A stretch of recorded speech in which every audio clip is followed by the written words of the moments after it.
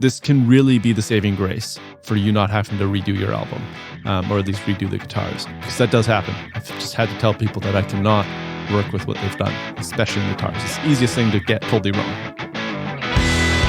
This is the Self-Recording Band Podcast, the show where we help you make exciting records on your own, wherever you are, DIY style. Let's go. Hello and welcome to the Self-Recording Band Podcast. I'm your host, Benediktine, and I'm here with my co-host from stonemastering.com, mastering engineer Malcolm Owen Flood. How are you, my friend? I'm good. Got the whole website in there in my pre-show introduction. Awesome. Yeah, exactly. I need to point people to that. So, because sometimes we forget to mention what you actually do, and it's worth mentioning because you basically transitioned to mastering more and more lately. And I want people to hit you up because you're obviously great at what you do, and we should push that. So, well, come on over, folks. Yeah, come visit the website or message me on Facebook and stuff. It's nice hearing from you. Exactly. Awesome. For people who are not aware, we always record 2 episodes, or we try to record 2 episodes in a row. So when we do that, so like today, the second one, the banter in the beginning is always a little harder because we already had that in the first one. We already caught up. We got nothing to talk about other than our topic, I guess. But I got one. I got new studio monitors installed in the mastering suite, so I'm really stoked. Right on. The Neumanns, they are amazing. Actually, it's awesome. They got more popular lately, I think, because or I don't know, but that's what I'm thinking, because so many people recommend them to me, and I don't know why that is. Maybe it's just people in my circle, but they seem to become really popular. And I'm curious, what was the reason you were going for these specifically? Well, just because I'm doing more mastering work, I wanted to get more full range speakers, and the studio I originally interned at had 3-way speakers, and I really, really loved that. I thought they just really worked for my ears really well, and I was getting the results I liked out of them. Up until now, I was using the Neumann KH120s, which are like just regular kind of smaller monitors. Great units. I would highly recommend them. But they don't really have any subwoofer capabilities. So I wanted to get something, and preferably a 3-way system for how I like to do things, that gave me some more low end and just made making those decisions easier in the mastering environment, especially. And going up just to the next level of the Neumann 310s, it's kind of like I've got the same speakers in front of me, just with more. It was like I didn't have to relearn a new system. Pretty much, it's pretty familiar to me. So it was kind of the logical next step, and they just look super badass. Yeah, they do.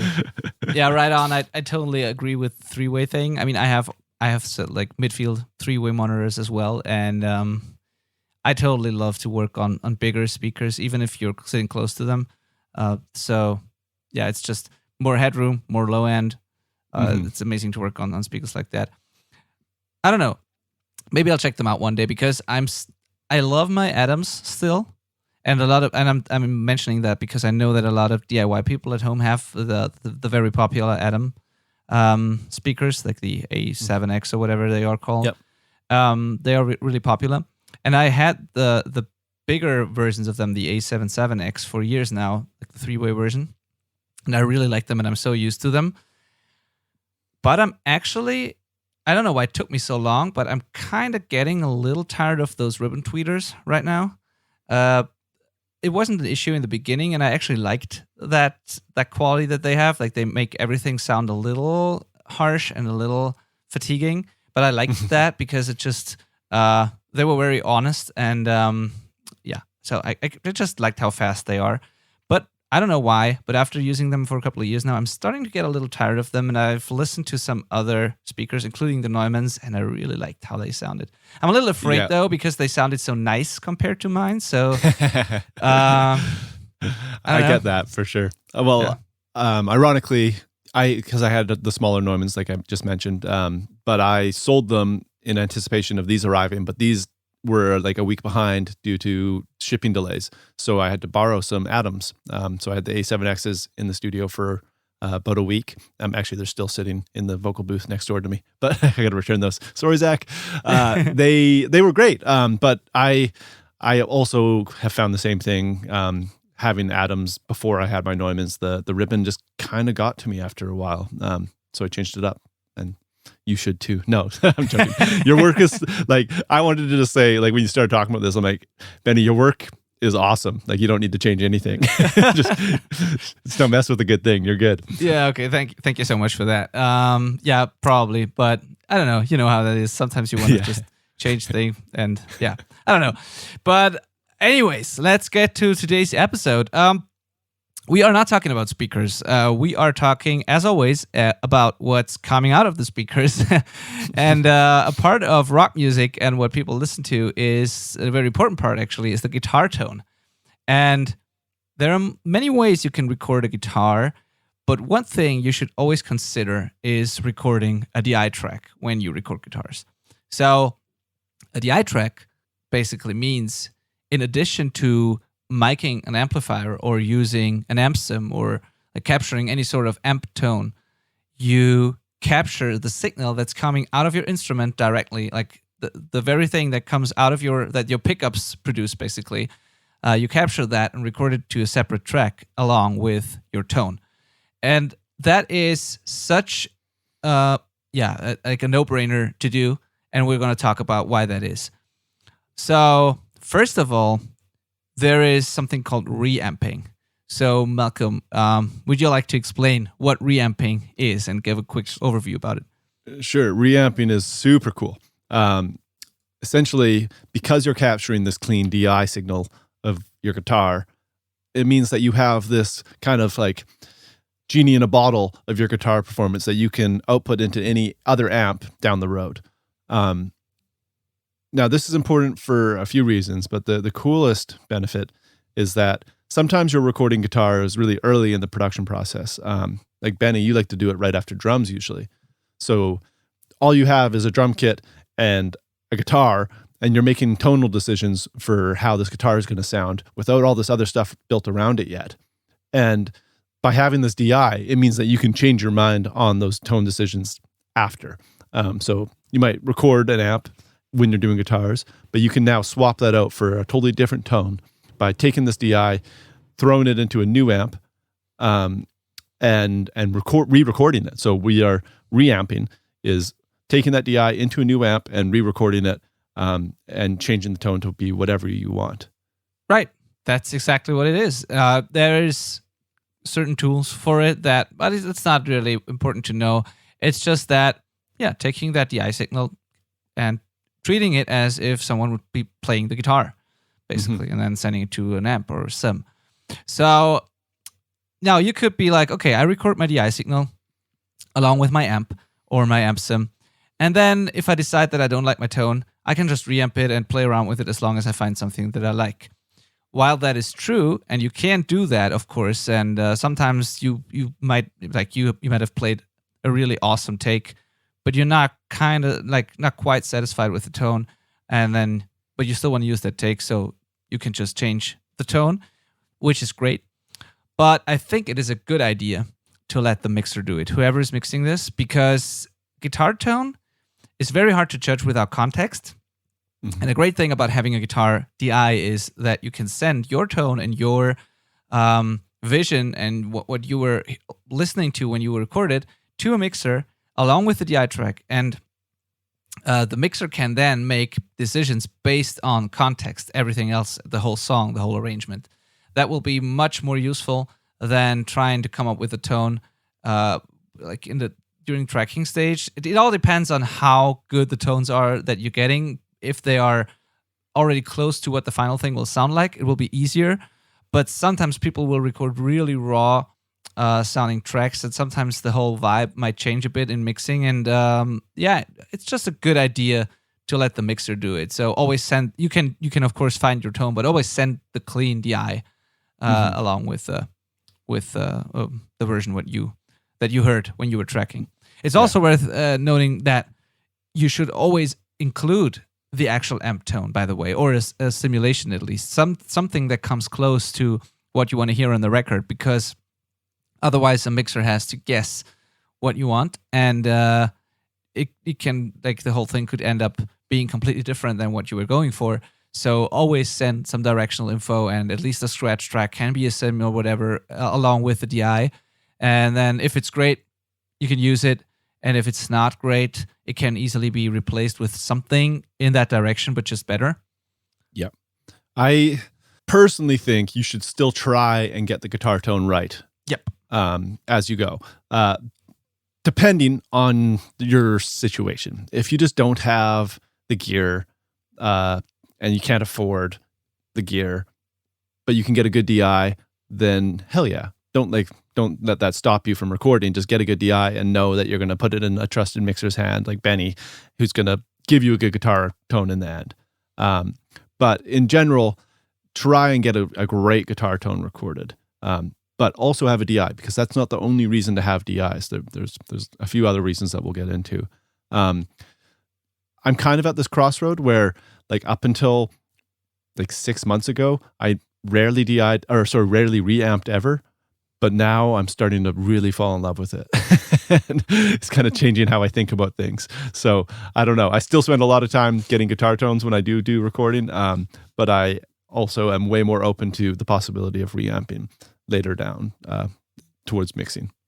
Absolutely. I mean, to be honest, when I record, I don't do it a lot because I'm very confident with my decisions, and I kind of build the arrangement and how everything sounds and the tones while I record. But that comes with experience.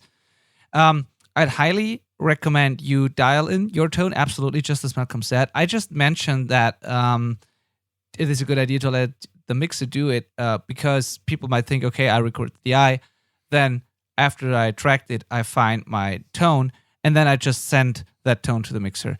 So I just wanted to tell people that they also should include the DI and be open for the mixer to reamp stuff.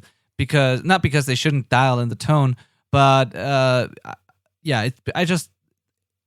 I said, like, people could use the benefits, the workflow benefits of a DI track, but not use the full benefit that comes from sending that DI track to the mixer. Right.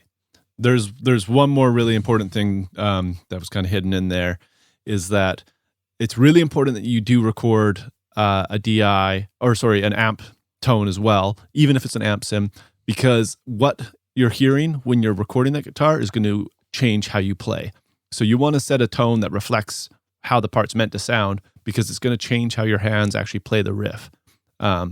If it's like, not distorted enough, you might try digging in extra hard to get it to kind of sound distorted. And, that could be a good thing or a bad thing. But the point is that you will play different based on the amp that you're monitoring. So do have that, just so you're actually hitting the performance how it's meant to be. Because if you play the guitar, if it's meant to be like this big, heavy, aggressive riff and you're playing it really soft, that DI is not going to sound heavy when we reamp it later. It has to be played that way first and foremost. Absolutely. And you were talking about performance. That brings me to the next point, that it enables you to really focus on your performance, because when you are not 100% happy, in case you're not 100% happy with the tone you're getting, you might think, okay, until I get to this 100%, I cannot record. I need to get the tone right. And then you might spend hours or days chasing your dream guitar tone. And you could have a moment in there where you're really, really creative or in a good spot to play the guitar, actually, but you can't, because you cannot get the tone right. And if you record a DI, it's enough to get like 80% or 90% of the tone and just record the damn DI, and then you can always think about tone afterwards, or leave it to a mixer to do it. But Yep. in any way, it just enables you to really focus on the performance whenever you feel like playing, and you don't need to get to 100% if that's something that's holding you up. Right. So. Yeah. So maybe we should talk about why else DIs are great. Yeah. And necessary, if not essential. Big thing for me is that you can't really edit a guitar track. I mean, you can, but what you have available in visual kind of feedback to make your decisions on in editing is really skewed when it's an amp track, because there's all this extra noise and distortion that kind of changes where you think notes start and end. So you're just kind of looking at this blob of audio that's really hard to actually, you can do it, but it's just not the ideal way. Where a DI is like this clean representation of the pick attacks, the transients, and how long things are sustaining, where one note starts and where one note ends. And it makes it much easier to edit. So for editing alone, I think DIs are totally worth having every time you recorded a guitar. Yeah, so true. It is such a great thing to have DIs just for that. You wouldn't believe how much longer it takes to edit, especially heavily distorted guitars when there's no DI. You see this blob, this square waveform thing. You can't really tell where the attacks are and everything. And with the DI, it's so easy to do that. And it's also that the not only is the distortion gone, but also it has it is an actual representation of all the dynamics that happen during playing. So if you use gates or software to detect transients or whatever, it's just not just the manual cutting and like the visual, like the seeing of where the transients are, but also software that reacts to dynamic signals coming in reacts better to DIs because there are actual dynamics in there. And it's so much better to have those there, even if you don't use them for the mix at all. If the tone is really awesome, just for editing. Yeah, just for editing. Like that's most of the time. That's what happens with me. Is the DI is just there to make editing a breeze. And if you need to see if you've got a doubled up guitar left and a right, and you need to see if they're actually tight, something sounds funky, you're gonna just look at it and know exactly what's going on. And if you don't have that DI, it's like your guess is you can only use your ears, which is hard, if we're honest. Yeah. So totally set it up for that. Another cool thing about DIs is that they can take way more abuse in editing than a guitar recording, like an amp recording can. Especially with stuff called elastic audio.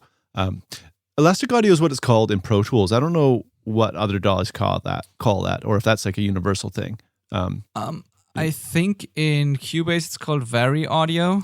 Okay, yeah, I think I've heard like Flex Time and something else. That is Logic. In Logic, maybe. Yeah. So essentially, it's like time stretching software where you can stretch or shorten notes rather than just chopping a block. Oops, I hit my mic. Rather than just chopping a block and moving it left and right, you can actually change the length of notes. And that's not something I do a lot of because it can cause artifacts. But DIs can handle that a lot better than a recorded amp sound can, especially a distorted one, because the distorted signal is just too complex. There's too many noises going on, and it generally doesn't respond well to this elastic audio time stretching stuff, where DIs seem to do a good job at it. Furthermore, even with just slip editing, chopping it up, DIs also do better with that. And when you take one of these DIs that you've edited with elastic audio or slip editing, chopping it up, and you reamp it, it erases the proof of all of those edits. It's weird. When you reamp an edited DI, it's like all those edits disappear, even if you can notice them in the DI. It's pretty magical. So if you have a really bad performance, a DI might be able to salvage it. Yeah, exactly. And it's also that what you said about the less complex thing. Sometimes, it's difficult with chords, but sometimes you need to even tune a guitar. Sometimes you need to retune leads. With leads, you can do that often, like a solo or a sustained single notes or whatever. They can be tuned, but it's a lot easier to do that with a clean DI than with a distorted tone that has a lot of overtones, and it's just much more complex. And the tuning software will have a hard time detecting the notes, and it gets even more complicated with chords. But a clean DI, sometimes you can't even fix a chord or something as complex as that. You can fix it. You might notice some artifacts, but as Malcolm said, as soon as you reamp it, then it might be gone. So with a DI, the elastic audio and also tuning is much, much better and easier to do. Mm-hmm. All right. So let's talk about something that makes the whole reamping thing and the use of DIs very, very convenient, and is something that is becoming more popular because the software got so good, and that is using amp sims. So not really using a real tube amp or solid state amp, but a plugin that emulates such an amp. And back in the day, those were sounding pretty awful, but nowadays they sound really great. And apparently, I found that out recently, you can get great tones out of the old ones as well if you use great speakers or speaker simulations. So that's a whole nother thing. But amp sims can work really well, are used on tons of great sounding records. And there's a couple of benefits to them that you only get when you record DI tracks, because that's how they work. You record a dry DI signal, the signal that comes right out of your guitar or bass. You record that, and in your DAW, in your software, you use a virtual amp. That's how it works. So you need to capture DI for that.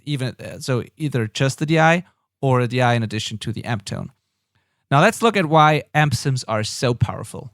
Yeah, I hate that they're good, but they are good. They've gotten to that point. They just have, and it's awesome actually. But it's just kind of like a weird transition because you get used to just like not believing that they can be good enough when you come up on amps. And then I adopted a Kemper, and I love it. And now it's getting to the point where I don't even need that. I mean, I still use it as my main kind of go-to, but there's definitely amp sims that can get the job done for sure. So the coolest thing about amp sims is obviously that you can just plop it on a track and try out 100 different combinations with the click of a button, instantly. There's no actual like reamping process where you have to send it out of your computer into the amp, re-record it back into your computer, which all has to happen in real time, right? So it's actually quite time consuming to do a normal reamp, where an amp sim is instant. As soon as you drop the plugin on the track, it's happening.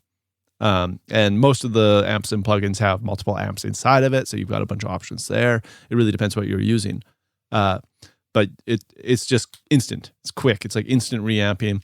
Tons of options, more amp. Like chances are that one of these amp sim plugins will have more amps inside of it, quotation mark amps, than you have real amps sitting in your room, right? Most people only have one guitar amp. So it's like, okay, the chances are that this one PV beside me is the perfect amp for this song, or am I going to find the perfect amp for this song in the 12 options inside of this plugin? Chances are that plugin's going to have one that's better, right? Maybe not, but it's, the odds are that's the odds. Yeah. And sometimes even a little like lower quality, but having the right kind of amp or the right type, the right vibe for the song is preferable. So it could be that your whole chain with your amp that you have and your mic and preamp and everything you have is really amazing sounding. But if it only does one thing or a couple of things and you need a different thing for your song, going with a different sim that might not sound as pristine, but it's just better for what you're doing, might be better than your amp. So yeah, there's something to be said about the choices that you have with those plugins, and it's kind of having a great amp collection in the computer. Yeah, there's definitely something to be said for having too many options, but with amps and tone in general, there's no perfect one-size-fits-all solution. So you have to have options. And it's when people are trying to do full records with just one guitar and one amp that, maybe one song sounds amazing, but the next song doesn't. And it's because they tried to make the same shoe fit, right? It can't always work. So you have to be kind of flexible. And amp sims are easily the most affordable and quickest way to have flexibility in guitar recording. Yeah, and where your songs can really benefit from the flexibility is also that not only do you have then the choices and the collection of amps, but we're always talking about how the vibe, the take, the energy, the performance is the most important thing. And imagine, like, even if you have a couple of real amps, imagine if you have like to set up all these amps, all the microphones, all the different things, and compare them. It's so time consuming, and it's so distracting. It's distracting you from being creative, from the actual recording and playing. Whereas when you have a couple of plugins or a great plugin with a lot of options in there, you can just play quickly, skip through all the amps, find a tone that you like, and it's just such a smooth, fast workflow, and it's such a creative thing to do. And that is like where your records can really benefit from that also. Not only do you have the right tones, but it's just so inspiring to just sit there and play and not having to worry about back cables and 10 microphones and the amps and cabs and maintenance and all of that. And like it's so easy. And if you feel like playing, you just open up the session and you start, right? Right. Yeah. That said, Benny, I'm curious. Yeah. What are you normally using for your amps these days? Are you landing on real amps in the Kemper universe or like modular universe, or in amp sims generally? I started with real amps only. Then I still have a couple of those, and I'm lucky to have a lot of friends in bands where I can borrow amps, a specific amp if I need them, and I have a lot of options there. So I had, in theory, I have all the real options, but to be honest, for the last, I don't know, dozens of productions actually, I haven't used a real amp. So I have used the Kemper a lot that you love, but I eventually sold it because I like using plugins now. I really do. Plugins or real amps. Sometimes still the real amps, but lately mostly plugins actually. And I love the STL Tone Hub, which is kind of similar to the Kemper in plugin form. So that one's really great. And then I have a lot of amp sims, to be honest. So I have kind of a collection there. I have almost all the Neural DSP stuff. I have STL tonality plugins. I have the Tone Hub. A couple of other things, the Plugin Alliance, Brainworks, amp sims, and yeah. So I really love those. And the main thing for me was when I made the switch was when I noticed how little the difference of the amps sometimes is, and how small that is, and how big the difference is that a cab actually makes. We've talked about that already on the podcast. But once I found out that some of the amp sims that I didn't like before suddenly sounded really awesome if I used a great IR, or sometimes I set up a real cab and microphones and just send them through a power amp into the cab. That I do that sometimes, and that can improve almost any amp sim so drastically. And once I found out that that's the case, I really didn't bother setting up real amps anymore. I can, cool. But I do the shootouts and the plugins are good enough. Yeah. I mean, I was the same way. Started on real amps, and then I got a Kemper. I'm still just grossly in love with that thing. It like instantly made all the guitarists I was recording with sound a lot better.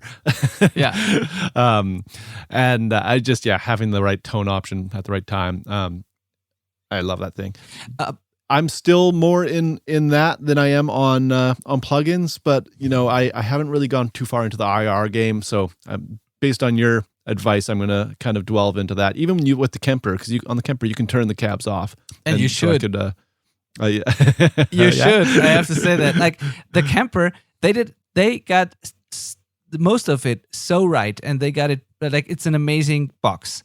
But there's one thing they got totally wrong, and many people making profiles as well, and those are the cabs. I don't know why that is, but just try it. Try the Kemper with a third party IR, and hear the difference. It's like a world of difference. So do that. Okay, I will. Yeah. If anybody wants to kind of hear more about this stuff that we're talking about, we covered it pretty in depth in episode 5, which was the 5 most important parts of a great guitar tone. To get back to the topic here, what I was talking about when I said I used plugins instead of real amps most of the time, I was talking about mixing or reamping before mixing, because there's a difference to me when I actually record someone or when I did record more. In those cases, I still love real amps, and that's just, or real cabs at least, because some people play differently when they stand in front of a cab and when they interact with the cab, when there's like the feedback coming back and there's actual air that's being moved. And so for tracking, I like the combination of a real amp and a DI, but that doesn't mean that I can't replace that amp later on with a sim or enhance it with a sim or combine different things. So in mixing, plugins. When I'm tracking, a real amp is great because it just feels different. And I don't know, that is just one more option, because then I have the real thing, I have a DI, I can add amp sims, I can replace the real thing. So I have all these 3 things, and that's what I prefer. So yeah. Cool. Yeah, I'm pretty close. Normally I'll have a DI, my Kemper, and an amp going. when I've got a band in the studio. That's like just cover all of it. Yeah. 'Cause everybody wants to use their amp. They brought their amp and they're like, this is my tone. And then, 90 times or 90% of the time, it's not their amp that ends up making the cut. But we tried. Exactly. And they're used to playing to it, like you said, right? So sometimes they monitor that and it's great.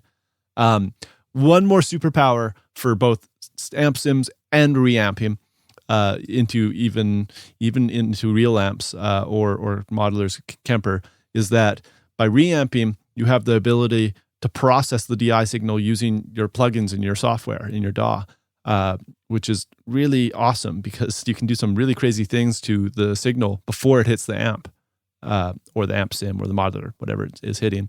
And that's what I'm really falling in love with. It's this ability to like clip things or EQ the signal before it even hits the amp and really shape it. You can change the dynamics of the DI signal in really, really powerful ways because software plugins that's how most songs are being mixed nowadays is with this software.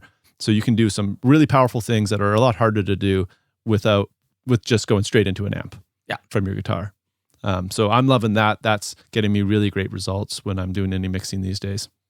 Yeah, I mean, think about it. That's what's been done for a long time with pedals in front of an amp, right? But when you're recording a DI track and you have it in your DAW, you can do what people love to do with pedals, but you're not limited to the pedals.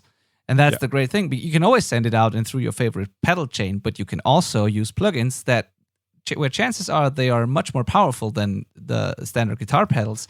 And you can get really creative here or more precise. You can do a similar thing that a pedal does, but just better or more precise.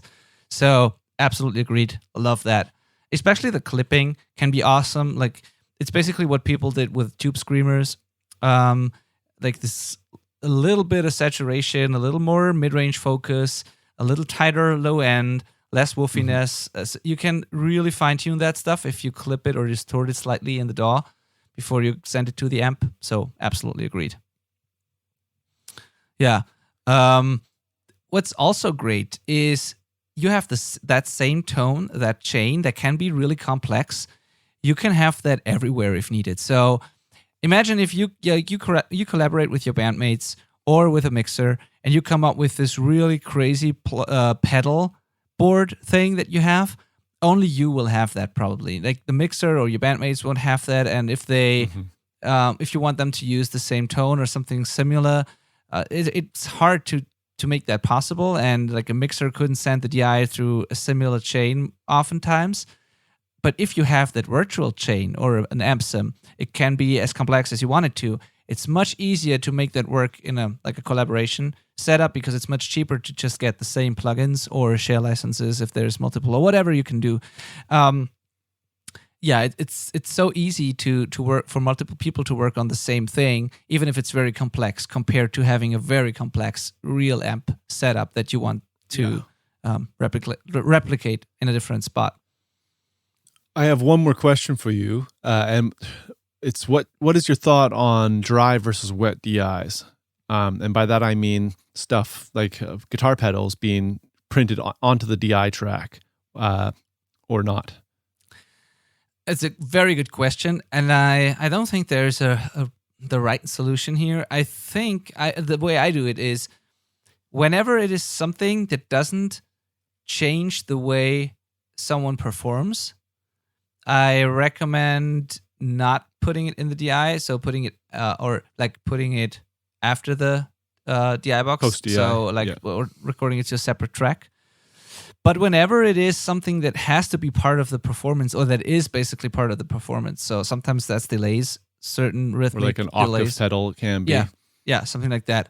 Then I will actually encourage people to just print that with the DI because that's not so much processing like an EQ or compressor or something. That's just part of the performance for me. Mm-hmm. And if you remove that, people play differently and it's very hard to mimic that later. Yeah, so whenever I consider something a part of the performance, I will say record it with a DI and I'll just use it. Yeah. Most times this is better just printed onto the reference amp recording, because like we said, we're trying to still dial in an amp tone or a reference tone if you don't have an amp or whatever. And just routing your pedals only into that and keeping a clean DI is like usually the way to go. But yeah, sometimes you do need to capture those effects. Otherwise your mixer might not understand what a part's meant to be, especially if it's like a really like U2 delay kind of thing where it's like this big rhythmic thing. Like how would they know? So you have to send them that, or at least get a reference made, record it dry and create a reference to kind of show them what's going on. Which we should talk about because a lot of this is for the mixer. It benefits the recording band as well in that you're able to edit better and you have way more options. So the chances of you being able to get a good product are definitely going up. But all of this really becomes extra useful once it reaches your mixer. Yeah, sure. And a mixer has a lot of flexibility with the DI, and they can not only replace the entire signal if it's just wrong or doesn't fit the song well. A mixer can also just enhance your tone. That is something that I love to do. Sometimes when people send me a tone that is not bad, but it's just something's missing, like there's maybe low end missing, or oftentimes it's a character thing in the mids that's just not there. Sometimes I want to have it more hair, like more grit or whatever, or I like there's a hole somewhere in the spectrum that I want to fill with something, something's just missing.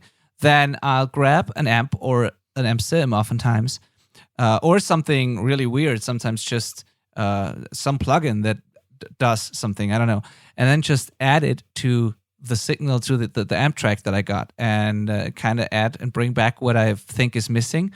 And that is really, really powerful because that way I can preserve the original character and the original tone, but I could just, bring it to another level, make it pop more, make it more 3D, make it have more low end or whatever.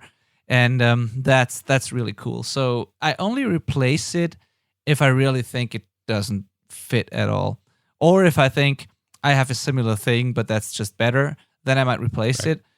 But whenever I can, and whenever there's something about the original tone that I just like, I'll keep it, and then I add whatever's missing. And there's a couple of cool things you can do, actually. There's you can use really weird things, like something like a pocket amp, these little small Marshall amps that basically only have mid-range, like these tiny amp things.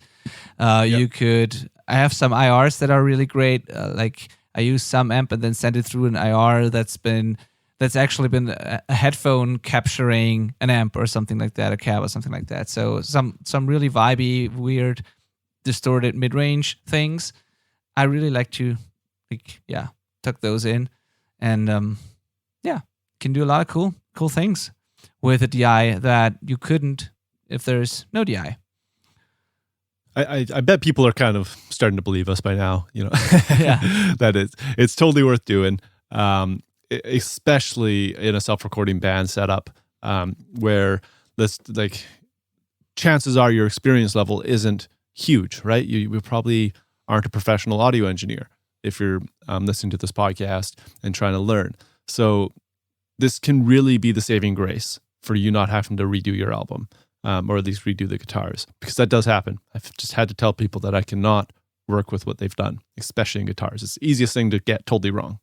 Both in a recording performance kind of form, like with tuning stuff, but also with tonal and, it's all the same, because if with a DI, I can fix the performance stuff better, editing, timing and whatnot, even pitch, like Benny was saying, and also correct the tone because of reamping.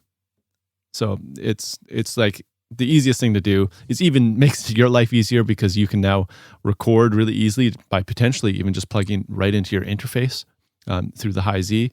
And so a guitar, one cable, and you have a professional product at the end of it after mixing. Absolutely. That's pretty great. That's super great. And to the flexibility again, one thing that I don't really like is changing or making production decisions during revisions and recalls, or like when the mixing's actually done. But sometimes it can be necessary, and like a DI track is the only way like you could actually pull this off.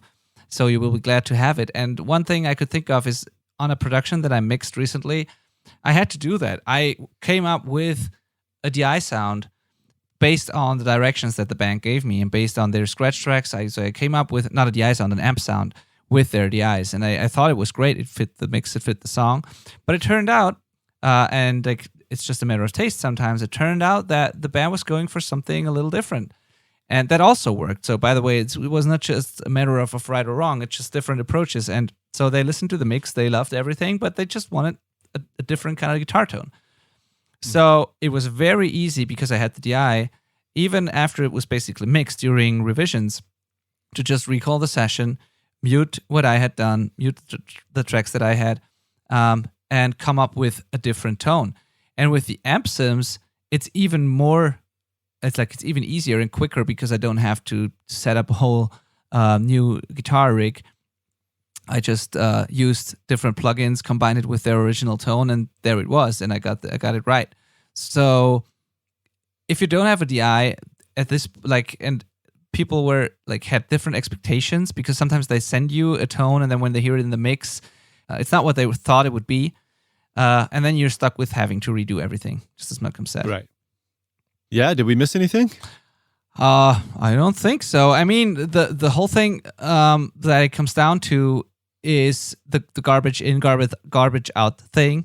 That's always true with recording. So all of what we just said only makes sense if the DI signal you're recording is actually good.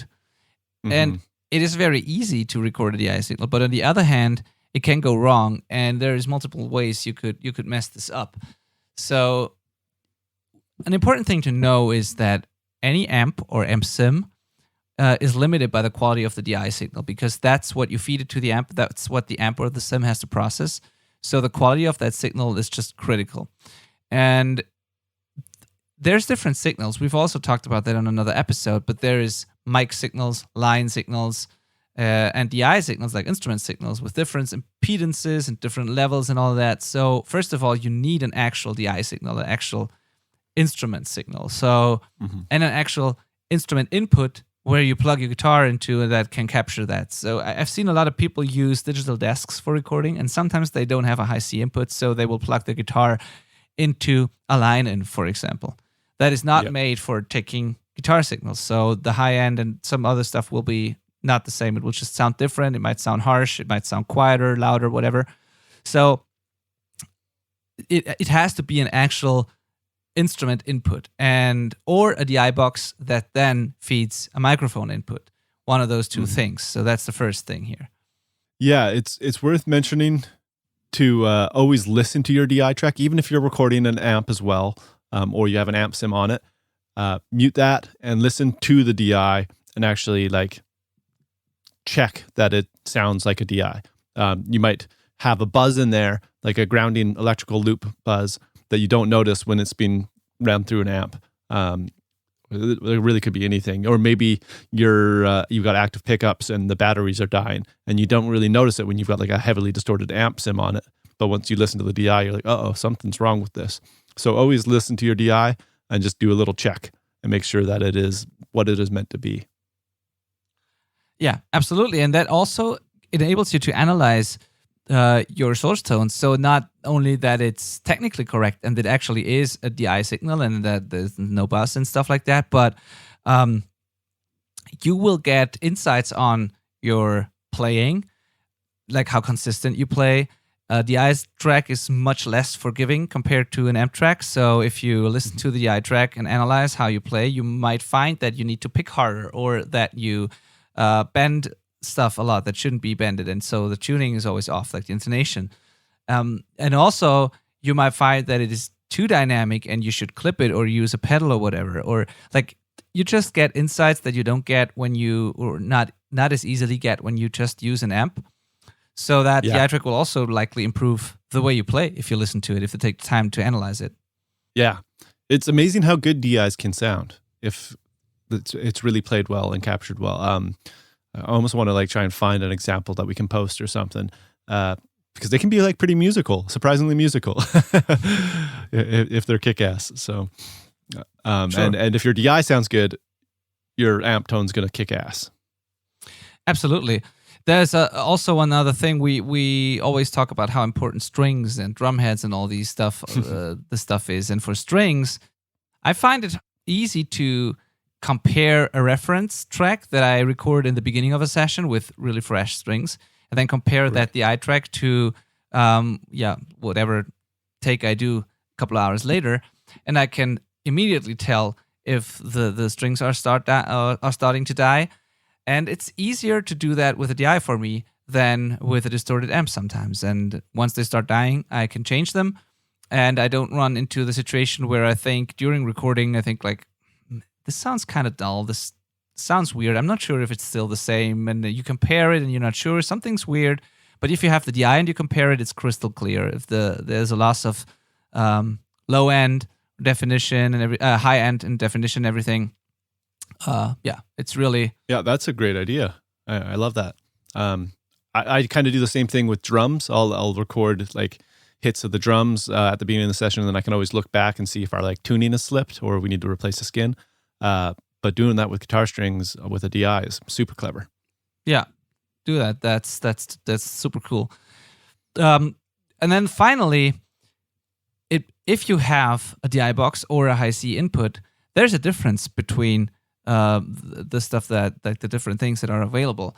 So some interfaces have pretty good high C inputs, and some students of mine in the self-recording band academy, they did comparisons, they did shootouts with partly surprising results. So some of the interfaces seemed to do pretty well, and the high C was just as good as a good DI box.